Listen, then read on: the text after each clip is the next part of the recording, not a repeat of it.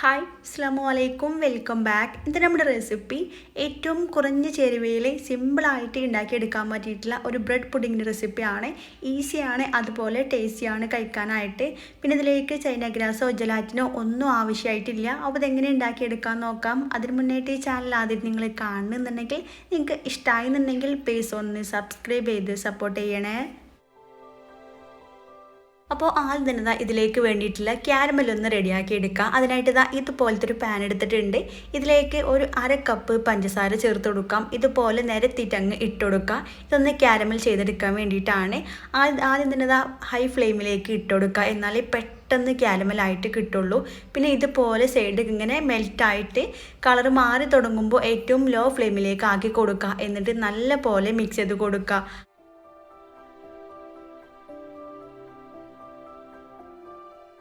ഇതിവിടെ നല്ല രീതിയിൽ കളറൊക്കെ ചേഞ്ച് ആയിട്ട് നല്ലൊരു കളറായിട്ട് കിട്ടിയിട്ടുണ്ട്. ഇത്രയും കളർ വേണം, എന്നാലേ പുഡിങ്ങിന് നല്ലൊരു കളർ കിട്ടുള്ളൂ. എന്ന് വെച്ചിട്ട് ഒത്തിരി ഡാർക്കാക്കി എടുക്കരുത്. അപ്പോൾ ഒരു കഴിക്കുന്ന ടേസ്റ്റ് ആവട്ടോ പുഡിങ്ങിന് ഉണ്ടാകുക. ഇതിലേക്ക് ഒരു 250 ml കപ്പിൽ 2 കപ്പ് പാല് ചേർത്ത് കൊടുക്കാം. ഏകദേശം 500 ml പാലൂടെ എടുത്തിട്ടുണ്ട്. അത് മൊത്തത്തിൽ ഇതിലേക്ക് അങ്ങ് ചേർത്ത് കൊടുക്കാം. ഇനി തീ നല്ല പോലെ കൂട്ടി വെക്കുക. ഹൈ ഫ്ലെയിമിൽ ഇട്ടുകൊടുത്തതിന് ശേഷം പാല് നന്നായിട്ടൊന്ന് തിളപ്പിച്ചെടുക്കുക. ഈ ഒരു ക്യാരമൽ പാല് നല്ല പോലെ മെൽറ്റായിട്ട് കിട്ടണം. ക്യാരമലൊക്കെ നല്ല രീതിയിൽ മെൽറ്റായി പാല് നല്ല പോലെ മിക്സ് ആയിട്ട് വന്നിട്ടുണ്ട്. ഇതുപോലെ മൊത്തത്തിൽ തരിയൊന്നുമില്ലാതെ മെൽറ്റായി കഴിഞ്ഞാൽ ഇനി തീ ഓഫ് ചെയ്ത് കൊടുക്കുക. ഇനി ഒത്തിരി തിളപ്പിക്കേണ്ട ആവശ്യമില്ല. ഇനി ഇതിലേക്ക് ഒരു 4 പീസ് ബ്രെഡും കൂടെ ചേർത്ത് കൊടുക്കാം. ഈ ഒരു വലിപ്പത്തിലുള്ള 4 പീസ് ബ്രെഡാണ് ഞാനിവിടെ എടുത്തിട്ടുള്ളത്. ഇതുപോലെ ചെറിയ പീസായിട്ട് അങ്ങ് ഇട്ട് കൊടുക്കാം. ഈ ഒരു ബ്രെഡിനനുസരിച്ചാണ് ഈ ഒരു പുഡിങ്ങിൻ്റെ തിക്നെസ് ഉണ്ടാകുക. 4 പീസ് ബ്രെഡ് തന്നെ മതിയാകും. എന്നാലേ പുഡിങ് കഴിക്കുമ്പോൾ നല്ലൊരു സോഫ്റ്റും കൂടെ ഉണ്ടാകുള്ളൂ.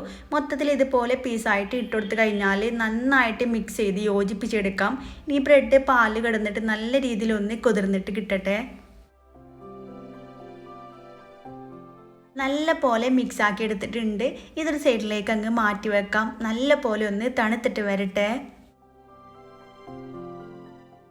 ഈ ഒരു മിക്സ് നല്ല രീതിയിൽ തണുത്ത് വന്നിട്ടുണ്ട്. ഒട്ടും ചൂടുണ്ടാകാനായിട്ട് പാടില്ല. നന്നായിട്ട് തണുത്ത് കിട്ടണം.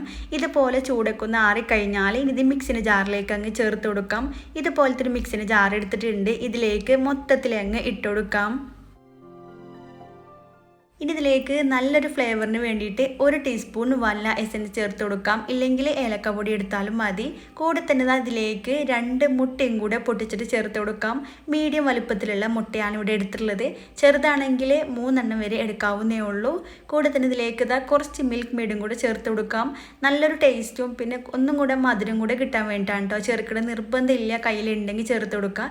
ഇതുപോലെ ഒരു 1/4 ടിന്ന് മാത്രമേ ഞാനിവിടെ ചേർത്തിട്ടുള്ളൂ. എല്ലാം കൂടെ കൂടിയിട്ട് നന്നായിട്ടങ്ങ് അടിച്ചിട്ടെടുക്കാം.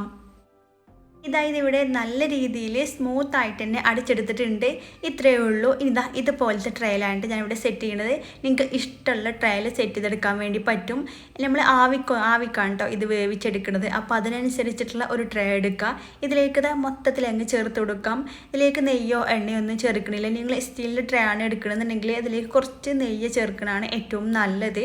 ഇനി ഇത് ആവിയിലൊന്ന് വേവിച്ചെടുക്കാം. ഇനി ഇത് ആവി കയറ്റിയെടുക്കാനായിട്ട് കുറച്ച് അധികം തന്നെ വെള്ളം നല്ല രീതിയിൽ തിളപ്പിച്ചെടുത്തിട്ടുണ്ട്. ഇതുപോലെ തിളച്ച് കഴിഞ്ഞാൽ ഇതിന് മുകളിലേക്ക് അങ്ങ് വെച്ച് കൊടുക്കുക. എന്നിട്ട് അടച്ച് വെച്ചിട്ട് ഏറ്റവും ഹൈ ഫ്ലെയിമിൽ അങ്ങ് ആവി കയറ്റിയെടുക്കുക. നിങ്ങൾക്ക് വേണമെങ്കിൽ സ്റ്റീമറിൽ തന്നെ വേണമെന്നില്ല, ഇഡ്ഡലിത്തട്ടിലും ആവി കയറ്റിയെടുക്കാവുന്നേ ഉള്ളൂ. ആദ്യം ഹൈ ഫ്ലെയിമിൽ ഒരു 10 മിനിറ്റ് വേവിച്ചെടുക്കാം.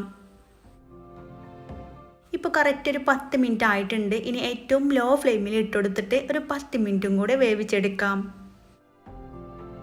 ഇപ്പോൾ ഇത് റെഡി ആയിട്ടുണ്ട്. ഇനി തീ ഓഫ് ചെയ്ത് കൊടുക്കുക. കറക്റ്റ് 20 മിനിറ്റ് ആയി കഴിഞ്ഞാൽ ഇതുപോലെ അങ്ങ് തുറന്ന് നോക്കുക. നല്ല രീതിയിൽ സെറ്റായിട്ട് വന്നിട്ടുണ്ട്. ഇതുപോലെ നന്നായിട്ട് തന്നെ സെറ്റായിട്ട് കിട്ടും. ഈ നല്ല രീതിയിൽ ഒന്ന് തണുപ്പിച്ചെടുക്കണം. തണുക്കാനായിട്ട് ഇതങ്ങ് മാറ്റി വെക്കാം. ചെറിയ രീതിയിൽ ചൂടൊക്കെ നന്നായിട്ട് ആറിക്കഴിഞ്ഞാൽ ഫ്രിഡ്ജിൽ വെച്ചിട്ട് നന്നായിട്ട് തണുപ്പിച്ചെടുക്കണം. നല്ല രീതിയിൽ ഒരു 2-3 മണിക്കൂറെങ്കിലും ഫ്രിഡ്ജിൽ വെച്ചിട്ട് നന്നായിട്ട് തണുപ്പിച്ചെടുക്കുക. തണുപ്പിച്ചെടുത്തതിന് ശേഷം കഴിക്കുമ്പോഴാണ് നല്ല ടേസ്റ്റ് ഉണ്ടാകുക. പുഡിങ് ഇതാ നല്ല രീതിയിൽ തണുപ്പിച്ചെടുത്തിട്ടുണ്ട്. അപ്പോഴാണ് നല്ല രീതിയിൽ സെറ്റായിട്ട് കിട്ടുക. എനിക്ക് വേണമെങ്കിൽ 1 മണിക്കൂറും സമയമില്ല എന്നുണ്ടെങ്കിൽ വെച്ച് കൊടുക്കാം കേട്ടോ. ഇതുപോലെ നന്നായിട്ട് സെറ്റായി കഴിഞ്ഞാൽ ഡെക്കറേഷന് വേണ്ടിയിട്ട് കുറച്ച് ഞാനിവിടെ ബദാമാണ് എടുത്തിട്ടുള്ളത്. ഇതുപോലെ ചെറുതായിട്ട് പീസായിട്ട് കട്ടാക്കി എടുത്തിട്ടുണ്ട്. അതും കൂടെ ചേർത്ത് കൊടുക്കുക. ഇടയ്ക്ക് കടിക്കാൻ കിട്ടുമ്പോൾ നല്ല ടേസ്റ്റാണ്. ഇതും കൂടെ ചേർത്ത് കഴിഞ്ഞാൽ അടിപൊളിയായിട്ടുള്ള പുഡിങ് റെഡി ആയിട്ടുണ്ട്. ഇനി ഒരു പുഡിങ് ഇഷ്ടമുള്ള രീതിയിൽ കട്ടാക്കി എടുക്കുക. ഇവിടെ സ്ക്വയർ ആയിട്ടാണ് കേട്ടോ കട്ട് ചെയ്തെടുക്കുന്നത്. ഇതുപോലെ നല്ല രീതിയിൽ കട്ട് ചെയ്തെടുക്കാൻ വേണ്ടി പറ്റുകയും ചെയ്യും. നല്ല സോഫ്റ്റാണ്, കഴിക്കാനായിട്ട് നല്ല സ്മൂത്ത് ആയിട്ടുള്ളൊരു ടെക്സ്ചറാണ്. പിന്നെ ഈ ചൈന ഗ്രാസിൻ്റെ ആ ഒരു ടേസ്റ്റ് ഒന്നും ഒരിക്കലും ഇതിന് പ്രതീക്ഷിക്കരുത്. ഈ ഒരു രീതിയിൽ ബ്രെഡ് പുഡിങ് ഉണ്ടാക്കി നോക്കാത്തവർ ഒന്ന് ട്രൈ ചെയ്ത് നോക്കൂ. അടിപൊളി ടേസ്റ്റാണ്. പിന്നെ ഇതിലേക്ക് ചൈന ഗ്രാസോ അതൊന്നും ചേർത്തിട്ടില്ല. അപ്പോൾ നല്ല രീതിയിൽ സോഫ്റ്റ് ആയിട്ടുള്ള ഒരു പുഡിങ് തന്നെയാണിത്. അപ്പോൾ ഈ ഒരു ഫ്ലേവർ ഇഷ്ടമുള്ളവർക്ക് ഉറപ്പായിട്ടും ഇഷ്ടമാകും. എല്ലാവരും ഒന്ന് ട്രൈ ചെയ്ത് നോക്കുക. എന്നിട്ട് കമൻറ്റ് അറിയിക്കാൻ മറക്കരുത്. വീഡിയോ ഇഷ്ടമായെന്നുണ്ടെങ്കിൽ ലൈക്ക് ചെയ്യുക. ഫ്രണ്ട്സിനും ഫാമിലിക്കും ഷെയർ ചെയ്ത് കൊടുക്കുക. വീണ്ടും അടിപൊളിയായിട്ടുള്ള റെസിപ്പി ആയിട്ട് കാണാം. താങ്ക്